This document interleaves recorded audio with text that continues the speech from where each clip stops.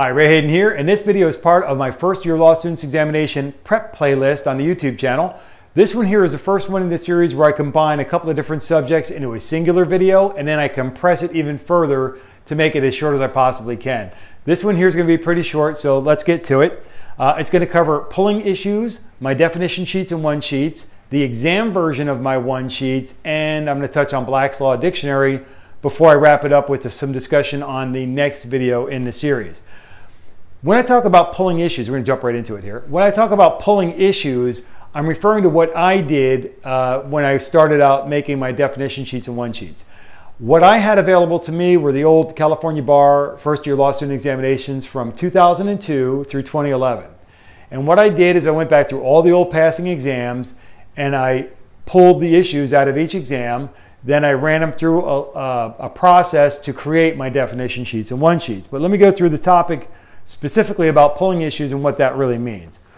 First off, I don't care what the question is. I don't care what the answer is. All I want to do is I want to identify the issue that they saw and the sub-issues that go with it, understand that to the best of my ability so I can make a list. So that's all I was trying to do, was compile a list of the most important issues that we're going to see on the first year law students examination.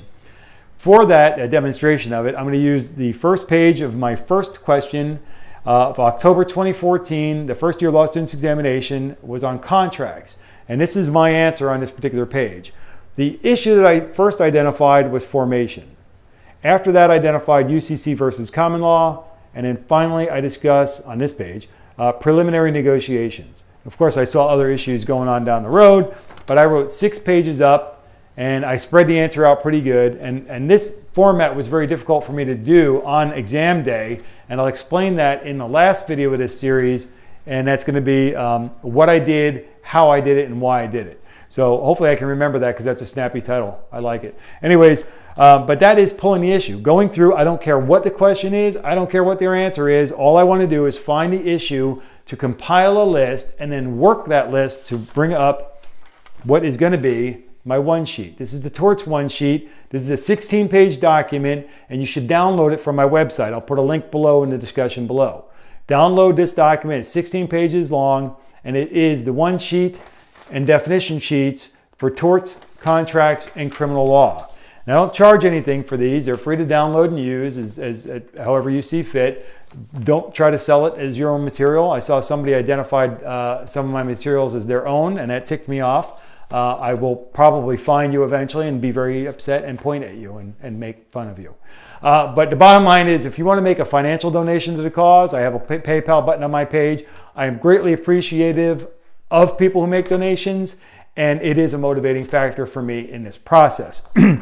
But anyways, on the one sheets and definition sheets, one of the things I want to show you is down here on this one sheet, that's assumption of the risk down there. And that's the bottom issue down here, assumption of the risk. So you have to kind of stretch this out to be this long. But what I want you to note is that the indents match up. All right. So the indentations on the one sheets and the definition sheets and the exam version of the one sheets, they all match up. And all this is designed to help me memorize, identify, categorize, and use and deploy this information on the actual essay exam when I took the first year law students examination. And that's what I'm hoping that other people can do too. I've had a lot of emails over the years that people have found my materials, they've used my materials, they found them helpful, and they've made donations to the cause that I appreciate very, very much. With that, let me go touch on the exam version of the one sheets. Let me bring that one sheet back. There's no way on exam day you're going to bang out all that information. You can't possibly write all that out. You don't have time to do it. You have to get busy working and getting the job done. So with that, I made an exam version of the one sheet that I used on exam day, and I published it online. So it's on the website, right next to the other link to the definition sheets and one sheets. There's a link for the exam version of the one sheets. Download that, look it over, see if it can make sense for you. Make sure that you can use it and deploy it on exam day. When they told us to begin on exam day, I was able to write down the time, which was in the lower right-hand corner of my screen in the software I was using in Windows. Okay, so we're all using the same software. I had the Windows version of it, and there was a clock in the lower right-hand corner of the one I was using. So I write down the time, and then I went and knock out the 3 one-sheets, the exam version of the one-sheets. I do it real quick. It took me less than 7 minutes. My goal is less than 15. It took me less than 7 minutes to get them down, and I knew that I had 100% of what I needed to know, or more, certainly more, than what I had to write up on the exam that day. With that, I was able to get the job done, that particular exam. And I'll go into the fine details again in the last video of the series. But what I want to address here is the fact that I call these things definition sheets, and that might be alien, all right, to a lot of people. Let me explain what they are. If you're talking to somebody from an ABA school or some other law program, they might be discussing their work on their own outlines. Now, these aren't the Gilberts or the Emmanuels or anything like that. These are the student-created outlines that each law student makes for themselves.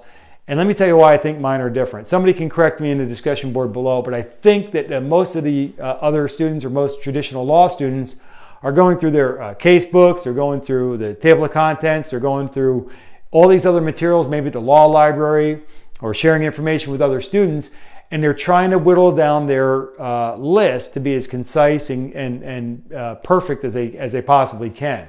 But I think that they're using other materials, and I don't think they're doing what I did. What I did when I pulled the issues is I went to the exams. I went to the passing sample exams. Again, I didn't care what the question was. I didn't care what the answer was. All I wanted to do was know the issues. Then I did my analysis on those and determined what was the most important set of issues that we had to know and analyze on our first year law students exam essay. And that's where I came up with mine. Torts is only 5 pages long. Contracts, 5 pages long. Criminal law is only 3 pages, but keep in mind for the bar exam, we're going to have to add criminal law and procedure. So we have to add the procedure back to criminal law. So it'll be a little bit longer, but I don't expect it'll be longer than 5 pages. As a matter of fact, none of my definition sheets are longer than 5 pages. If they're longer than 5 pages, I go back through and I throw things out. So with that, because I call them definition pages, it was kind of after the fact. But I triple check, even from day one, I triple check my definitions in Black's Law Dictionary. Mine might look different than yours. Mine's green. When they do new editions, they do new color covers. Might be blue, red, whatever, magenta. But mine happens to be green. It doesn't matter because the law doesn't change that much. Just minor tweaks here and there along the way between editions. And so it's whatever edition you have is perfectly fine. But what I do is I use Black's Law Dictionary to make sure that my definitions are as short as I can make them, that still make sense. And my definitions are the rules for IRAC, issue, rule, analysis, conclusion. So my definition is the rule, what other people call rule. And then the rule that I come up with, or the definition I come up with, I try to do it. And my goal is to, if you know my rule, that's what you got to talk about in the analysis. So basically, you could just restate my rule and then spread it out with analysis. I don't necessarily recommend that specifically, but it could be done, and I'm sure I did it. Okay, and the one I passed, right? So with that, you can look it over and identify that. That should end this video. So now we've covered pulling issues, my one sheets and definition sheets, the exam version of the one sheets. Those materials you download from my website for no cost, but if you want to donate, by all means, please do. And I discussed why Black's Law Dictionary is a very big, important part of everything I do, because I triple check everything after the fact to make sure that my definition is right, and I get that from Black's Law Dictionary. Now, what I want to address here really briefly is the next video I'm going to make. The next video, because this is all essays. I'm talking about all essays here because it's the definition sheets, the one sheets, Black's Law, all that stuff really addresses the essays. Now, Black's Law Dictionary might help you with some multiple choice questions, but probably not so much. That's what the next video is all about. I'm going to discuss the multiple choice questions, or MCQs. I'm going to discuss Siegel's, Adapt-A-Bar, and BarMax. So with that, that wraps up this video. And until I catch you in the next video, take care and be well.